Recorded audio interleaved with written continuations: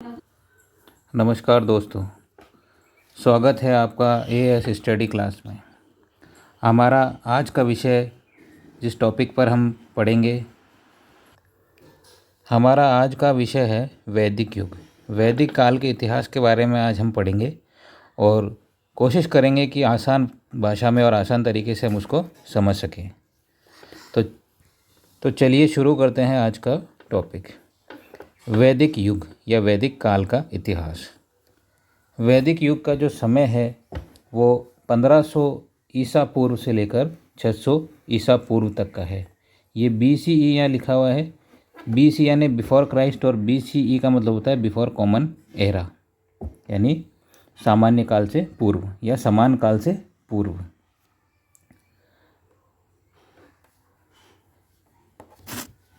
इतिहास के किस भाग में या इतिहास के किस काल में इसे रखा जाता है? वैदिक युग को ऐतिहासिक काल में रखा जाता है। ऐतिहासिक काल में रखने का इसका मुख्य कारण ये है कि इसके पुरातात्विक साक्ष्य भी हमें प्राप्त हुए हैं, यानी विद्वानों को, इतिहास के विद्वानों को, और इस वैदिक समय के लिखित साहित्य भी हमें प्राप्त हुए हैं और इन लिखित साहित्यों को पढ़ा भी जा चुका है, उन्हें समझा भी जा चुका है। इसलिए इसे वैदिक काल को ऐतिहासिक काल के अंदर रखा जाता है और दोनों ही उपलब्ध हैं तथा लिखित साक्ष्य को पढ़ा भी गया है, इसलिए इसे ऐतिहासिक काल में रखा जाता है।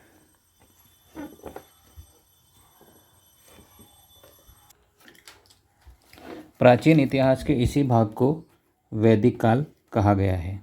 अब वैदिक काल का विभाजन वैदिक काल जो समय है इतिहास में, उसको दो भागों में विभाजित किया जाता है। कौन कौन से दो भाग हैं? पहला भाग इसका 1500 ईसा पूर्व से लेकर 1000 ईसा पूर्व तक, जिसे ऋग्वेद काल कहा जाता है या पूर्व वैदिक काल के नाम से भी जाना जाता है। और सेकंड जो है, दूसरा जो भाग है, उसे उत्तर वैदिक काल कहा जाता है, जिसे 1000 ईसा पूर्व से 600 ईसा पूर्व तक के समय को माना गया है। वैदिक काल के विभाजन का मुख्य आधार क्या था?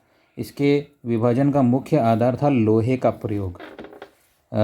जो ऋग्वैदिक काल होता है उस समय लोहे का प्रयोग नहीं होता और उत्तर वैदिक काल आते आते लोहे का प्रयोग शुरू हो जाता है।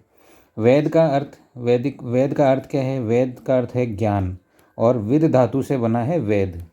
आर्य वैदिक सभ्यता के निवासियों को कहा जाता था और आर्य शब्द का अर्थ होता है श्रेष्ठ, कुलीन या उत्तम व्यक्ति, एवं संस्कृत भाषा का ये शब्द है। परंतु इस समय यानी वैदिक काल में ये एक पूरे भाषा समूह को सूचित करता है, ना कि किसी व्यक्ति विशेष को।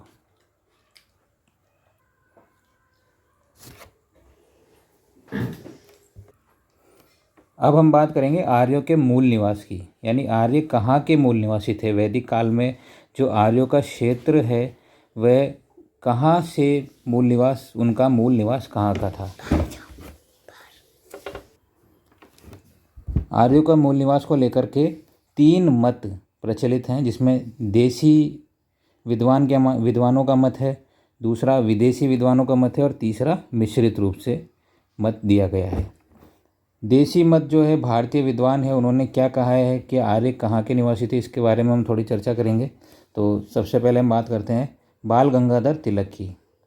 बाल गंगाधर तिलक जी ने कहा था कि आर्य जो है वो आर्कटिक क्षेत्र, उत्तरी ध्रुव के निवासी हैं, ऐसा इनका मानना था। और इसी से संबंधित आपने एक पुस्तक भी लिखी थी जिसका नाम था the Arctic home of Vedas. दूसरा जो मत है वो दयानंद सरस्वती का है। स्वामी दयानंद सरस्वती जी ने ये कहा था कि आर्य जो हैं, आर्य मूल निवासी हैं तिब्बत क्षेत्र के।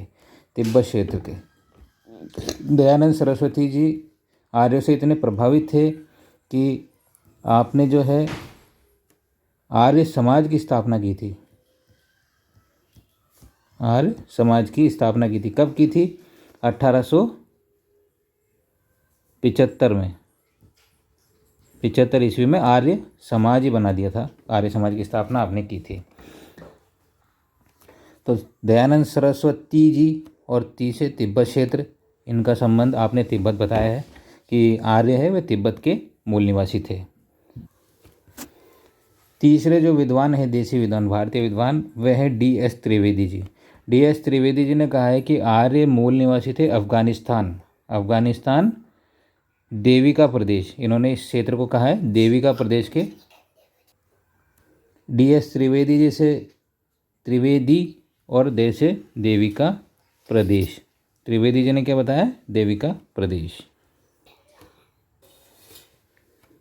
डी कल्ला, चौथे जो विद्वान है उनका नाम है डी कल्ला। डी कल्ला जी ने ये कहा है कि जो आर्य थे, मूल निवासी थे, कश्मीर और हिमालय क्षेत्र से ये लोग आकर के यहाँ आकर के भारतीय प्रदेश में बसे थे।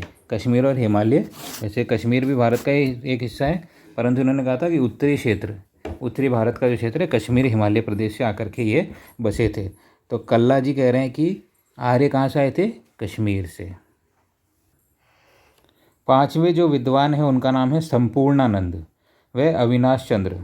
संपूर्णानंद व अविनाश चंद्र जी ये बताते हैं, इनका एक मानना है कि आर्य जो है वो सप्त सैंधव प्रदेश के निवासी थे, यानी जो पूर्व में सिंधु घाटी सभ्यता के जो निवासी थे वही आगे बढ़ कर के वैदिक सभ्यता में प्रवेश करते हैं और वही लोग होते हैं जो कि आर्य कहलाते हैं, ऐसा इनका मानना था। तो संपूर्णानंद जी ने कहा है कि सप्त सैंधव प्रदेश, संपूर्ण सप्त सैंधव प्रदेश के निवासी आर्य थे, ऐसा इन्होंने कहा है। अब छठे जो विद्वान हैं उनका नाम है गंगानाथ झा। गंगानाथ झा जो है, आपने ये कहा है कि आर्य जो मूल निवासी थे उनका संबंध गंगा व यमुना दोआब प्रदेश से था। गंगा यमुना के मैदानी प्रदेश के मूल निवासी थे आर्य, वैदिक सभ्यता के निवासी आर्य गंगा यमुना के निवासी थे, ऐसा इन्होंने कहा है।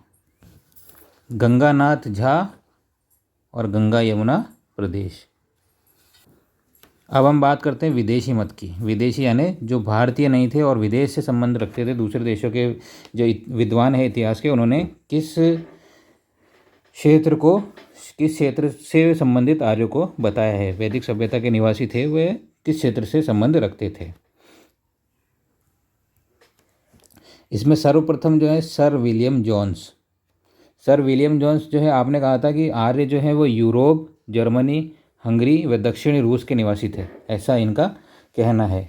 किस आधार पर इन्होंने कहा है? इनका आधार जो था, इन्होंने कहा है कि यूरोपीय व संस्कृत भाषा की समानता के आधार पर इन्होंने कहा है कि ये लोग यूरोप और उसके हिस्सों से आए थे। ऐसा क्यों माना है? इन्होंने ये माना है कि संस्कृत की और जो यूरोपीय भाषा है लैटिन पूर्व में और अभी अंग्रेजी है उसमें थोड़ी थोड़ी समानता मिलती है। कैसे समानता मिलती है? संस्कृत का शब्द है मात्र यानी माता, और संस्कृत का ही शब्द है पितृ यानी पिता। तो माता को लैटिन भाषा में मातेर कहा जाता है और पिता को लैटिन भाषा में पातेर कहा जाता है, और इन्हें माता को अंग्रेजी भाषा में मदर और पातेर को अंग्रेजी भाषा में फादर कहा जाता है। तो इसी आधार पर इन्होंने कहा था कि ये लोग यूरोप के मूल निवासी रहे होंगे। दूसरे जो विदेशी विद्वान हैं मैक्स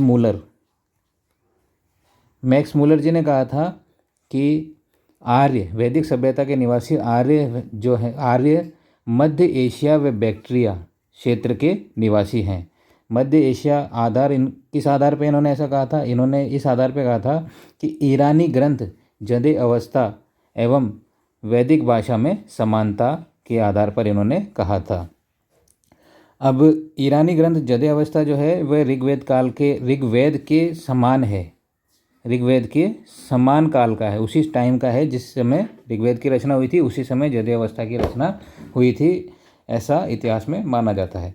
इसकी आलोचना भी हुई थी। आलोचना मतलब जो विद्वान थे उन्होंने इसकी आलोचना कर दी कि यदि ऐसा था कि ईरानी ग्रंथ जदे अवस्था एवं ऋग्वेद की भाषा में समानता है, तो ऋग्वेद में मध्य एशिया का उल्लेख तो कहीं ना कहीं किया जाता, मगर ऐसे क्षेत्र का कहीं भी उल्लेख नहीं है। तो इस आधार पे विद्वानों ने इनके मत को खारिज कर दिया और आगे नई थ्योरी आई, उसके बारे में आगे जानते हैं।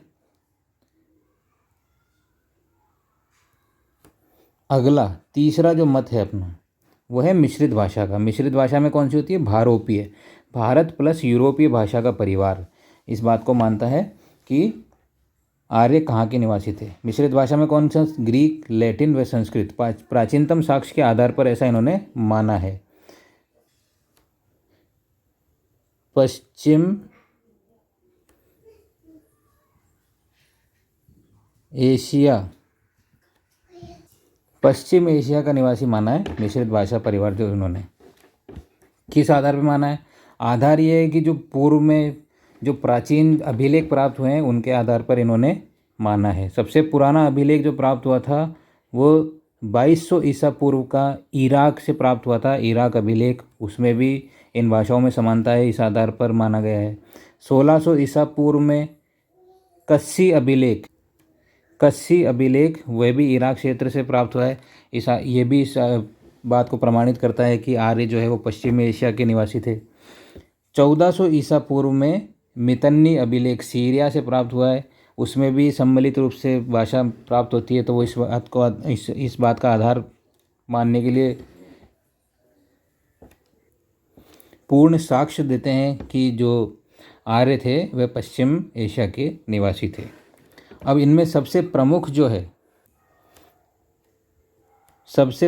है वो 1400 ईसा पूर्व का बोगाज कोई अभिलेख है जो कि एशिया माइनर यानी अफगानिस्तान के क्षेत्र से प्राप्त हुआ है। और बोगाज कोई अभिलेख इतना प्रमाणित माना है इन लोगों ने कि इसमें वैदिक देवताओं के समान देवता हैं उनके नाम हमको प्राप्त हुए हैं, विद्वानों को नाम मिले हैं। अब कौन कौन से वैदिक देवताओं की चर्चा इसमें की गई है, जरा उनके नाम देख लेते हैं हम।